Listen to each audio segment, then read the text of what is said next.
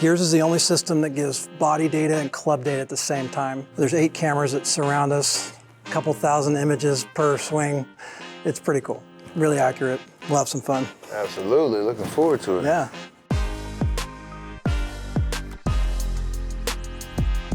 So you've probably done motion capture before for Yes, I have. video games. Does that look good? Okay, I think you look good. What do you think?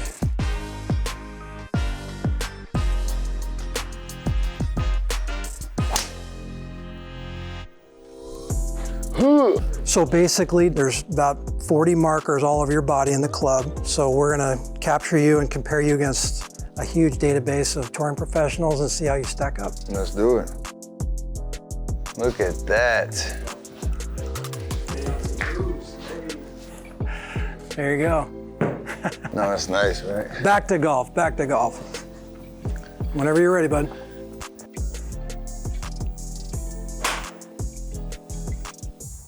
All right, I want to do like 4 more of those, just like that. Let's do it. Man, look at this. This is like the stripe show here. Crazy. Talk to me, butter me up one time. One more of those, man. That was pretty freaking good. It's the new boy too. It's the AI smoke. I hit it so freaking high.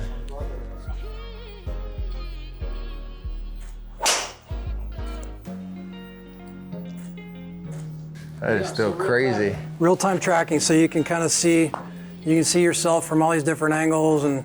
All right, y'all cool. leaving here and gonna install this in my house, right? Yes, Yeah. exactly. Need this. Little off the heel there. Yes, it was. Yep. That was as good as I can hit it. That was a really good capture there. Do you want to take a look at that one? We're gonna look at driver first. Look at that. Look at that. So I really like this position. Somebody better have a pretty good reason to change anything there. So we're gonna kind of watch a few different metrics here. So this basically is tracing your hand path. This is the backswing hand path. And then I'm really happy with this transition here. You know, it doesn't, honestly thought it would probably be a little bit more out here, but this actually comes down nicely I want here. it to drop a little bit straight Yeah, down sure. before it comes. So I'm watching this club face really carefully right now. I want to make sure that it doesn't open too much. This is insane, brother. This is pretty cool The right level here, of right? detail is insane. So I'm watching very closely like how you're squaring the face right here. So Right. your lead wrist is going to start going more like this. Mm-hmm. And it gets into this really nice spot right here. So I'm very impressed with my ability to retain some of the stuff I've learned over. It's really been like getting coached over the last year and some change. Yep. With a lot of changes that if I showed you a video, which you've probably seen from, let's say 18 months ago, it's drastically different. Different, yeah. Okay, so then you get into this nice impact position with a lot of hip turn. Pelvis turn is 56 degrees. So this would be looking at it from the bird's eye view. How open there, So yeah. that's your hips. And then this would be your rib cage. So that's a lot. And that's actually a little bit more than tour average. So I'm actually pretty happy with that. A lot of rotation in this golf swing. Every tour player in our database has more turn, that's this number, than tilt or side bend. And you do that as well. So like even like a guy like Joaquin Neiman? Yeah. He's got like all that side bend? Yeah, he still has more turns. Every one of That's them. insane. So I'm actually pretty happy with that. Yeah. In fact, let's take a look at the hip turn. That's something you guys have been working on. Yeah. So your coach is gonna be really happy with this. So you got 47 hip turn there. And then at impact, this is another thing that everybody has. At impact, you have 52. So you actually have more turn at impact than you do on the backswing. That's another thing that everybody has in common. Okay. Here's the average tour professionals, average. And that's you. This is the average tour player here. So at the top of your swings, you're pretty similar. And then at impact, you actually get a little bit more hip turn, slightly more, but almost identical. I mean, looking at all the details, even like, does that ball position mean something too? Ball position, your ball position's more forward. Forward, yeah, which makes the pass that's go okay, left, makes the pass. which- Yeah, yeah. dude, come on, Yeah, man. I know You know your stuff, dude. You like digging in, that's awesome. I'm really interested to see where this pull hook, like your disaster miss, is coming from, and that's kind of where I'm going here. So you have a little bit of movement towards the ball on not too much on the backswing, about right here.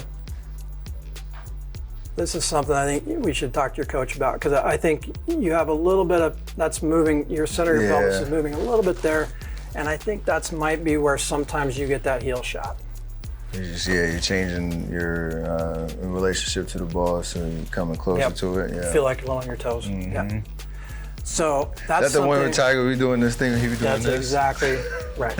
So tour players do not do this. So that's something we're going to talk to your coach about. Because to me, it's a little bit like that. That's a little bit of a red flag. But hey, look, you do a really nice job of, you don't sway a lot and you turn a ton, which is great for your cut. I mean, it's absolutely perfect for your cut, right? Now, what happens is the disaster pull is going to be basically when you stop turning. There's a lot of tour players that come in a little more vertically, like you are here. Like Brooks Koepka kind of looks like this with a little more shut face, but those guys all hit cuts too. So, I mean, as long as you don't try to hit a draw from here, I'm happy. Yeah, I mean, that's for me, if it's a draw situation, whatever it is, like I can do something dramatic, to try to change it, or it's club selection. Don't try to. I'm just telling you, you're going to have, I mean, you could get in real trouble here trying to hit a draw, because you'd have to back up and really, and you already don't have a lot of sway as it is. That's where your pull, that's kind of your disaster pull. I'm going to take a quick look. There's something I want to show you with your iron swing. You notice that the toe's digging quite a bit here. So this is the lie angle at impact. You feel that a little bit on irons, like the toe digging a little bit? Yeah, but it makes sense though. So yeah, so that club's coming in. So again, this is a little more neutral here. Perfect cut pattern. The shaft is drooping quite a bit. That's this number right here. Yeah. That's how much the shaft is bowing down. Oh, okay. So you can see it right here. So we're measuring the shaft. So that's one of the reasons why the toe is digging. This is why your longer clubs have a harder time turning over. Or not even turn it over, just keep it from really peeling hard. I do play that into target selection and all that stuff too. Just you aim way left to compensate for that. Yeah, I can just let it go and know it's not going left. Yeah, so technically, even though your clubs are pretty stiff, we could probably even go a little bit stiffer and bend the clubs a little bit to help with that. Like that's something I want you to have them take a look at. This right arm tends to get, maybe with the irons, gets a little bit this way. So see how this kind of hand path kind of moves out, down like that. So this difference here, let's take a look at, like, you really don't see this on tour. With an iron, it's a little different than your driver. So this is you. This is your hand path right here. So this is the backswing. This and this, See how that's starting to get wider there? Yeah. You'll notice that it's pretty narrow here. Oh, yeah. And you know, this is starting to change. You're starting to see more tour players move this way, hitting more cuts. But that club gets a little bit vertical coming down on you there with this club. And we kind of know that by seeing this. This is a little bit concerning to me, the toe digging a lot. And it won't do that as much with your wedges because the shaft is stiffer.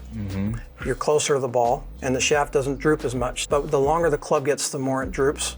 And so when this is an 8-iron that we captured. So I'm really thinking that 3-iron, or you play a 3-iron? 4, and then I had a driving iron that's 20 degree, 19 right. So I think that's something to keep an eye on right there. Now I think what you do really well is your hand path. Yeah. So here's another. I'm gonna show you Brooks Koepka here, and you'll kind of see a similar kind of. He gets it a little across. Now he's a little different. He does a little bit different. His club face is more. See how his club face is more shut. Yeah. But he gets this, what I'm really referring to is that hand path getting a little bit more out like this. It's starting to work its way out, and you kind of get that hand path working a little bit out like this. So see how this left arm, your hands are starting to pitch this direction. Right. So you can see there's tour players that do this, but most of them, like Cam Smith or Brooks Koepka or Dustin Johnson, they have the bow, and they have it here. And they hit that same cut. You have that face a little bit too open for the handle to get out here like that. So they just turn, like, just hold it there. And I'm not suggesting that you do that. Somewhere between, that could be surgery. I don't think we need to do that. So I'm just saying. I know what you mean, yeah. But that's a good example of the tour players that are a little bit steeper, like you, have a more shut face, and then that closure rate comes down, and then you don't have those big wild hooks or cuts. Even when I try, they're just anomalies and just freak athletes, because even when you slow it down and I try to get into that position, like there's so much tension. And you got enough speed, but that driver is a little different than the iron, right? The hand path comes down a little bit more, and you actually get it a little more shallow with that. Your angle of attack is 4 up, your path is 0, so these are good things. This one you hit a little bit in the heel, but again, that's that thrust. The hand path and the thrust. It just gets a little thrusty, and they're connected too. So when this starts to pull out, that's going to start to pull a little bit on your toes. I'd like you to experiment with flatter golf shoes. I'm careful not to get too high heel golf shoes, right? So that's something we got to be careful of. If your golf shoes are kind of, if they get a little high heeled, that in your case that might cause you to thrust a little bit. Okay, so in summary, I actually really like your backswing. I think that is textbook. This looks super good to me. You're not ripping the club inside. The main thing for you is just that club just gets coming down a little bit vertical, but you do such a good job of getting out of the way there. You rotate your body like crazy. You have more turn than tilt, which every tour player does. At impact, you have more hip turn than you did at the top of your swing, which is another thing that these guys have in common. So I'm really happy with this golf swing. World-class turn, unbelievable hands, right? This is so good, right? You really do a good job of unfolding your wrists and getting the club into a nice square spot here. And then this is a really big cut pattern here. This is you're not allowed to hit draws. If you have to hit a draw, we're gonna hit a 3-wood. Tone it down, hit 3-wood. Something, if it's a big right to left hole, just trying to hit a big draw with your driver from your pattern, or you need to shallow it a little bit more or lower it a little bit more, then you could probably hit everything. You could hit a little push draw or a push cut or high-low. That's the advantage to having it a little bit lower, is you can shape the ball really quite a bit. So it's really good. I'm gonna get to that level eventually. Yes. First hand. Yes. And then the thrust.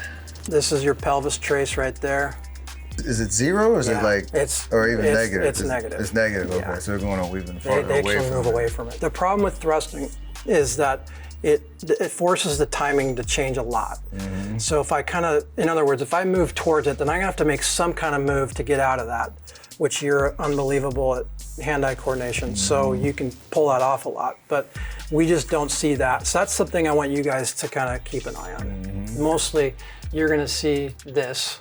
In fact, I'll show you the average tour here.